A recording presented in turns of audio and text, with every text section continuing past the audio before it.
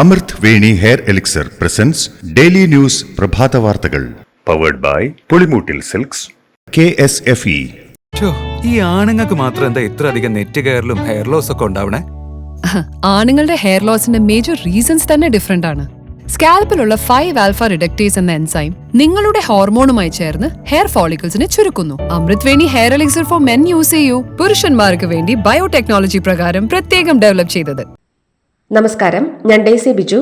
Daily ന്യൂസിന്റെ പ്രഭാത വാർത്തകളിലേക്ക് സ്വാഗതം. ഇന്ന് ജനുവരി 8 ബുധനാഴ്ച. 63ാമത് സംസ്ഥാന സ്കൂൾ കലോത്സവത്തിന് ഇന്ന് സമാപനം.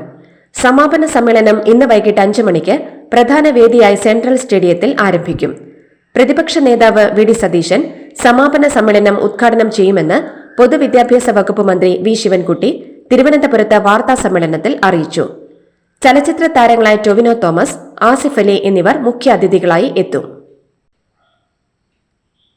63ാമത് സ്കൂൾ കലോത്സവത്തിന്റെ സമാപന ദിനമായ ഇന്ന് തിരുവനന്തപുരം ജില്ലയിലെ സ്കൂളുകൾക്ക് അവധി പ്രഖ്യാപിച്ച് തിരുവനന്തപുരം ജില്ലാ കളക്ടർ. ജില്ലയിലെ പൊതുവിദ്യാഭ്യാസ വകുപ്പിന് കീഴിൽ വരുന്ന എല്ലാ സർക്കാർ എയ്ഡഡ്, അൺഎയ്ഡഡ് സ്കൂളുകൾക്കും അവധി പ്രഖ്യാപിച്ചതായി കളക്ടർ വാർത്താക്കുറിപ്പിൽ വ്യക്തമാക്കി. കളിക്കുന്നതിനിടെ തെരുവ് നായയെ കണ്ട് ഭയന്നോടിയ 4ാം ക്ലാസ്സുകാരൻ കിണറ്റിൽ വീണ് മരിച്ചു. പാനൂർ ചേലക്കാട് പള്ളിക്ക് സമീപം മത്തത്ത് വീട്ടിൽ ഉസ്മാന്റെ മകൻ മുഹമ്മദ് ഫസലാണ് മരിച്ചത്. തൂവക്കുന്ന് ഗവൺമെന്റ് LP സ്കൂളിലെ 4ാം ക്ലാസ് വിദ്യാർത്ഥിയായിരുന്നു ഫസൽ. വയനാട് DCC ട്രഷററായിരിക്കെ ജീവനൊടുക്കിയ NM വിജയൻ ജീവനൊടുക്കിയതുമായി ബന്ധപ്പെട്ട വിവാദം അന്വേഷിക്കാൻ KPCC ചുമതലപ്പെടുത്തിയ സമിതി ഇന്ന് വയനാട്ടിലെത്തും. അന്വേഷണ സമിതി ഇന്ന് രാവിലെ 10 മണിക്ക് കൽപ്പറ്റ DCC ഓഫീസിലെത്തി നേതാക്കളുമായി കൂടിക്കാഴ്ച നടത്തുമെന്ന് KPCC സംഘടനാ ചുമതലയുള്ള ജനറൽ സെക്രട്ടറി M ലിജു അറിയിച്ചു. IC ബാലകൃഷ്ണനെതിരെ പോലീസ് അന്വേഷണം എന്തിനാണെന്ന് KPCC പ്രസിഡന്റ് K സുധാകരൻ. വയനാട്ടിലേത് പാർട്ടി കാര്യമാണ്, എല്ലാം സംസാരിച്ച് ഒതുക്കിയതാണ്. വിജയന്റെ കത്ത് ഇനിയും വായിച്ചിട്ടില്ല. കുടുംബം നേരത്തെ വന്ന് കണ്ടിരുന്നുവെന്നും അതിൽ പാർട്ടി സമിതി അന്വേഷണം നടക്കുന്നുണ്ടെന്നും സുധാകരൻ പറഞ്ഞു. വയനാട് DCC ട്രഷററായിരിക്കെ ജീവനൊടുക്കിയ NM വിജയന്റെ മൊബൈൽ ഫോറൻസിക് പരിശോധനയ്ക്ക് വിധേയമാക്കും. എന്തെങ്കിലും രേഖകൾ മൊബൈൽ ഫോണിൽ സൂക്ഷിച്ചിരുന്നോ എന്നത് അടക്കമുള്ള കാര്യങ്ങൾ പരിശോധിക്കും. കൈയക്ഷരം പരിശോധിക്കാനുള്ള നടപടികൾ പുരോഗമിക്കുകയാണ്. കൈയക്ഷരം വിജയന്റേത് തന്നെയാണോ എന്നറിയാൻ ഔദ്യോഗിക രേഖകൾ പരിശോധിക്കും. പെരിയ ഇരട്ടക്കൊലക്കേസിൽ KV കുഞ്ഞിരാമൻ ഉൾപ്പെടെയുള്ള ജില്ലാ സെക്രട്ടേറിയറ്റ് അംഗങ്ങളെ ശിക്ഷിച്ചതിനെ രാഷ്ട്രീയമായി നേരിടുമെന്ന് CPM സംസ്ഥാന സെക്രട്ടറി MV ഗോവിന്ദൻ. കൊലപാതകത്തിൽ പാർട്ടിക്ക് ഒരു പങ്കുമില്ലെന്നും അദ്ദേഹം പറഞ്ഞു. സംസ്ഥാന സമിതി യോഗത്തിന് ശേഷം AKG സെന്ററിൽ വാർത്താ സമ്മേളനത്തിൽ സംസാരിക്കുകയായിരുന്നു അദ്ദേഹം. പാലക്കാട് ഉപതെരഞ്ഞെടുപ്പിലെ നീലപ്പെട്ടി വിവാദവുമായി ബന്ധപ്പെട്ട് NN കൃഷ്ണദാസിന് താക്കീത് നൽകി CPM. കൃഷ്ണദാസിനെ പരസ്യമായി താക്കീത് ചെയ്യാനാണ് CPM സംസ്ഥാന സമിതിയുടെ തീരുമാനം. പൊതുജനങ്ങൾക്കിടയിൽ പാർട്ടിയിൽ ഭിന്നതയുണ്ടെന്ന് തോന്നിക്കുന്ന രീതിയിലായിരുന്നു കൃഷ്ണദാസിന്റെ പ്രസ്താവനയെന്ന് MV ഗോവിന്ദൻ പറഞ്ഞു. CPM സമ്മേളനത്തിന് പിരിച്ച ഫണ്ട് വെട്ടിച്ചെന്ന കേസിൽ CPM വിട്ട് BJPയിലെത്തിയ മധു മുല്ലശ്ശേരിയുടെ മുൻകൂർ ജാമ്യാപേക്ഷ കോടതി തള്ളി. CPM ഏരിയ സമ്മേളനത്തിനായി പിരിച്ച ഫണ്ട് വെട്ടിച്ചു എന്ന പരാതിയിലാണ് BJPയിൽ ചേർന്ന മധു മുല്ലശ്ശേരി മുൻകൂർ ജാമ്യാപേക്ഷ നൽകിയത്. മധു മുല്ലശ്ശേരി ഇപ്പോൾ ഒളിവിലാണെന്നാണ് പോലീസ് വ്യക്തമാക്കുന്നത്. പ്രതിപക്ഷ നേതാവിന്റെ ആരോപണങ്ങൾ നിഷേധിച്ച് KFC മാനേജ്മെന്റ്. ആരോപണങ്ങൾ അടിസ്ഥാനരഹിതമാണെന്നും KFCയുടെ നിക്ഷേപ തീരുമാനങ്ങളെല്ലാം KFC ഡയറക്ടർ ബോർഡിന്റെ അംഗീകാരത്തോടെയാണെന്നും മാനേജ്മെന്റ് വാർത്താക്കുറിപ്പിൽ വ്യക്തമാക്കി. RBIയുടെയും സെബിയുടെയും അംഗീകാരമുള്ള ക്രെഡിറ്റ് റേറ്റിംഗ് ഏജൻസികളുടെ നിർദ്ദേശപ്രകാരമാണ് അനിൽ അംബാനിയുടെ കമ്പനിയിൽ നിക്ഷേപം നടത്തിയതെന്നും മാനേജ്മെന്റ് വ്യക്തമാക്കി.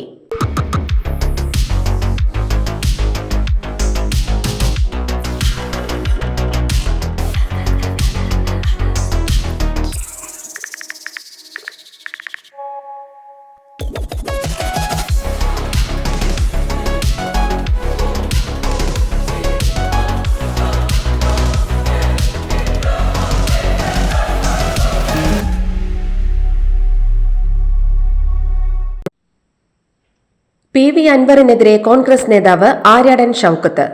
നിലമ്പൂരിലെ കാട്ടാൻ ആക്രമണത്തെക്കുറിച്ച് ജനകീയ പ്രക്ഷോഭങ്ങൾ നടന്നപ്പോൾ അൻവറിനെ കണ്ടിട്ടില്ലെന്നും UDF-ലേക്ക് വരാൻ ആളുകൾ ആഗ്രഹം പ്രകടിപ്പിക്കുന്നത് സ്വാഭാവികമാണെന്നും ബാക്കി മുന്നണി ആലോചിച്ച് തീരുമാനിക്കുമെന്നും അദ്ദേഹം പറഞ്ഞു. മാലിന്യമുക്തം നവകേരളം ജനകീയ ക്യാമ്പയിന്റെ ഭാഗമായ വലിച്ചെറിയൽ വിരുദ്ധ ക്യാമ്പയിനിൽ നാഷണൽ സർവീസ് സ്കീമും ഭാഗമാകുന്നു. മാലിന്യവും പാഴ്വസ്തുക്കളും വലിച്ചെറിയുന്നത് കുട്ടികളുടെ ക്യാമറ കണ്ണുകൾ പകർത്തും. തദ്ദേശ ഭരണ വകുപ്പും ശുചിത്വ മിഷനുമായി ചേർന്നാണ് NSS ഈ പദ്ധതി ആവിഷ്കരിക്കുന്നത്. പുതുവത്സര വിപണിയിൽ ഭക്ഷ്യസുരക്ഷാ വകുപ്പ് 1340 പ്രത്യേക പരിശോധനകൾ നടത്തിയതായി ആരോഗ്യമന്ത്രി വീണ ജോർജ്. ക്രിസ്തുമസിനോടനുബന്ധിച്ച് സംസ്ഥാന വ്യാപകമായി 252 സ്ക്വാഡുകളുടെ നേതൃത്വത്തിൽ നടത്തിയ 2861 പരിശോധനകൾ കൂടാതെയാണ് ഇത്. 109 പ്രത്യേക സ്ക്വാഡുകളാണ് പുതുവത്സര വിപണിയിൽ പരിശോധനകൾ നടത്തിയത്. മാനദണ്ഡങ്ങൾ പാലിക്കാത്ത 21 സ്ഥാപനങ്ങളുടെ പ്രവർത്തനം നിർത്തിവയ്പ്പിച്ചതായും മന്ത്രി അറിയിച്ചു. പരിക്കേറ്റ് ആശുപത്രിയിൽ കഴിയുന്ന ഉമ തോമസ് MLA സന്ദർശിച്ച് ആരോഗ്യമന്ത്രി വീണ ജോർജ്. MLAയുടെ ആരോഗ്യസ്ഥിതി മെച്ചപ്പെട്ടെന്ന് വീണ ജോർജ് അറിയിച്ചു. ഉമ തോമസ് ബെഡിൽ നിന്ന് എഴുന്നേറ്റ് പരസഹായത്തോടെ കസേരയിൽ ഇരുന്നെന്നും ഇൻഫെക്ഷൻ കൂടിയിട്ടില്ല എന്നത് വളരെ ആശ്വാസകരമാണെന്നും വീണ ജോർജ് പ്രതികരിച്ചു. അടുത്ത ഒരാഴ്ച കൂടി ഉമ തോമസ് ICUവിൽ തുടരും. പ്രവർത്തകരുടെ മദ്യപാന വിലക്കിന് ഇളവ് നൽകുന്നതടക്കം നിർദ്ദേശങ്ങളുമായി CPI സംസ്ഥാന നേതൃത്വം. പാർട്ടി സംസ്ഥാന കൌൺസിൽ അംഗീകരിച്ച പുതിയ പെരുമാറ്റച്ചട്ടത്തിലാണ് 33 വർഷത്തിനൊടുവിൽ മദ്യപാനം സംബന്ധിച്ച നിലപാട് തിരുത്തുന്നത്. പ്രവർത്തകർക്ക് മദ്യപിക്കാം, എന്നാൽ അമിതമാവരുതെന്നാണ് നിർദ്ദേശം. കേരളത്തിന് മുകളിലൂടെ ഇന്നലെ രാത്രി 7:21-നും 7:28-നും ഇടയിൽ അന്താരാഷ്ട്ര ബഹിരാകാശ നിലയം പറന്നു. നിരവധി പേർ നിലയം സഞ്ചരിക്കുന്നതിന്റെ ദൃശ്യങ്ങൾ സോഷ്യൽ മീഡിയയിൽ പങ്കുവച്ചു. ഇന്ന് പുലർച്ചെ 5:21-നും നാളെ പുലർച്ചെ 6:07-നും അന്താരാഷ്ട്ര ബഹിരാകാശ നിലയം വീണ്ടുമെത്തും. മലയാളിയായ ജസ്റ്റിസ് K. വിനോദ് ചന്ദ്രനെ സുപ്രീം കോടതി ജഡ്ജിയായി സുപ്രീം കോടതി ചീഫ് ജസ്റ്റിസ് സഞ്ജീവ് ഖന്ന അധ്യക്ഷനായ കൊളീജിയം ശുപാർശ ചെയ്തു. നിലവിൽ പാട്ന ഹൈക്കോടതി ചീഫ് ജസ്റ്റിസാണ് വിനോദ് ചന്ദ്രൻ. ശുപാർശ കേന്ദ്ര സർക്കാർ അംഗീകരിച്ചാൽ ജസ്റ്റിസ് വിനോദ് ചന്ദ്രനെ നിയമിച്ച് ഉത്തരവിറങ്ങും.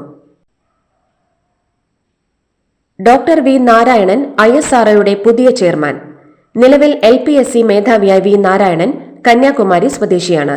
ഇത് ഏറെ നിർണായകമായ ഉത്തരവാദിത്വമാണെന്നും പ്രധാനമന്ത്രിയോടും കേന്ദ്ര സർക്കാരിനോടും നന്ദി പറയുന്നുവെന്നും അദ്ദേഹം പ്രതികരിച്ചു.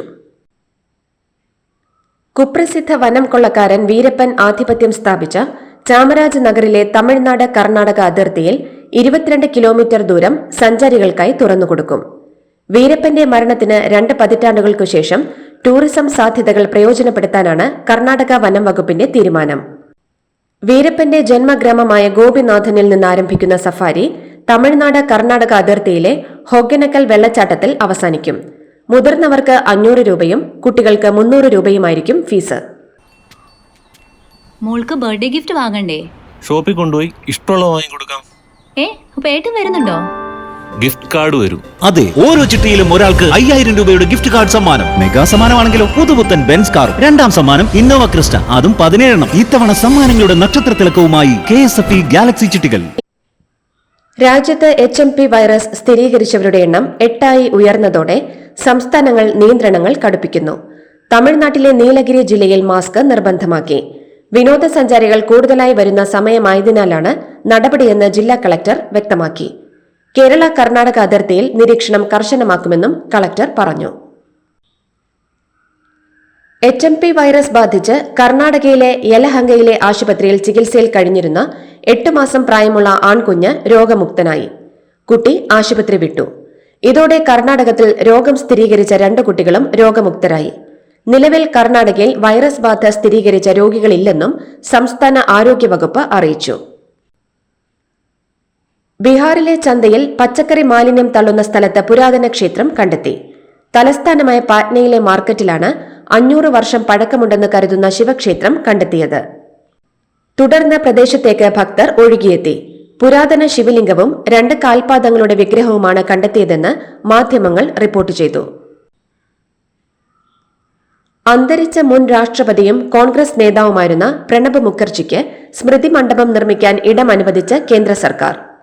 ഡൽഹിയിലെ രാജ്ഘട്ട് കോംപ്ലക്സിലെ രാഷ്ട്രീയ സ്മൃതി സ്ഥലത്തിലാകും സ്മൃതി മണ്ഡപം. സ്മൃതി മണ്ഡപം ഒരുക്കാനുള്ള കേന്ദ്ര സർക്കാരിന്റെ തീരുമാനത്തിന് പിന്നാലെ പ്രധാനമന്ത്രി നരേന്ദ്രമോദിക്ക് ശർമിഷ്ഠ മുഖർജി നന്ദി അറിയിച്ചു. 2025-26 വർഷത്തിൽ സൈനിക് സ്കൂൾ പ്രവേശനത്തിനുള്ള അപേക്ഷ ക്ഷണിച്ചു. 6ാം ക്ലാസ് 9ാം ക്ലാസ് പ്രവേശനത്തിനാണ് നാഷണൽ ടെസ്റ്റിംഗ് ഏജൻസി അപേക്ഷ ക്ഷണിച്ചത്. All India Sainik school entrance പരീക്ഷയിലൂടെയാണ് പ്രവേശനം. സൈനിക സ്കൂളുകളിൽ റെസിഡൻഷ്യൽ രീതിയിലായിരിക്കും പഠനം. ഡൽഹി നിയമസഭാ തെരഞ്ഞെടുപ്പ് തീയതി പ്രഖ്യാപിച്ചതിന് പിന്നാലെ വിരമിക്കൽ പ്രഖ്യാപിച്ച് മുഖ്യ തെരഞ്ഞെടുപ്പ് കമ്മീഷണർ രാജീവ് കുമാർ. തന്റെ അവസാനത്തെ വാർത്താ സമ്മേളനമാണ് ഇതെന്നും ശിഷ്ടകാലം 5 മാസം ഹിമാലയത്തിൽ ധ്യാനമിരിക്കാൻ ആഗ്രഹിക്കുന്നുവെന്നും അദ്ദേഹം പറഞ്ഞു. അതിനുശേഷം ജീവകാരുണ്യ പ്രവർത്തനങ്ങളുമായി മുന്നോട്ടു പോകുമെന്നും അദ്ദേഹം വ്യക്തമാക്കി. നേപ്പാളിലുണ്ടായ ഭൂകമ്പത്തിൽ മരണസംഖ്യ 126 188 പേർക്ക് പരിക്കേറ്റിട്ടുണ്ടെന്ന് അന്താരാഷ്ട്ര മാധ്യമങ്ങൾ റിപ്പോർട്ട് ചെയ്യുന്നു. നിരവധി കെട്ടിടങ്ങൾക്കും നാശനഷ്ടങ്ങൾ സംഭവിച്ചു. ഇന്ത്യയിൽ ക്ലൗഡ് കമ്പ്യൂട്ടിംഗ്, ആർട്ടിഫിഷ്യൽ ഇന്റലിജൻസ് മേഖലയുടെ വികസനത്തിനായി മൈക്രോസോഫ്റ്റ് $3 ബില്യൺ അഥവാ 25,700 കോടി രൂപ നിക്ഷേപിക്കുമെന്ന് ചീഫ് എക്സിക്യൂട്ടീവ് ഓഫീസർ സത്യ നാദല്ല. 2030ഓടെ ഇന്ത്യയിൽ 10 ദശലക്ഷം പേരെ നിർമ്മിത ബുദ്ധി നൈപുണ്യത്തിൽ പരിശീലിപ്പിക്കുമെന്നും അദ്ദേഹം വ്യക്തമാക്കി. കേരള ബ്ലാസ്റ്റേഴ്സിന്റെ മലയാളി യുവതാരം രാഹുൽ KP ക്ലബ്ബ് വിട്ടു. കേരള ബ്ലാസ്റ്റേഴ്സ് തന്നെയാണ് ഔദ്യോഗിക സാമൂഹിക മാധ്യമ അക്കൌണ്ടുകളിലൂടെ ഇക്കാര്യം അറിയിച്ചത്. പെർമനന്റ് ട്രാൻസ്ഫറിലൂടെയാണ് താരം ഒഡീഷ FCയിൽ എത്തിയത്. ഇതോടുകൂടി ഡെയിലി ന്യൂസിന്റെ ഇന്നത്തെ പ്രഭാത വാർത്തകൾ സമാപിക്കുന്നു. ഡെയിലി ന്യൂസിന് വേണ്ടി വാർത്തകൾ വായിച്ചത് ഡെയ്സി ബിജു.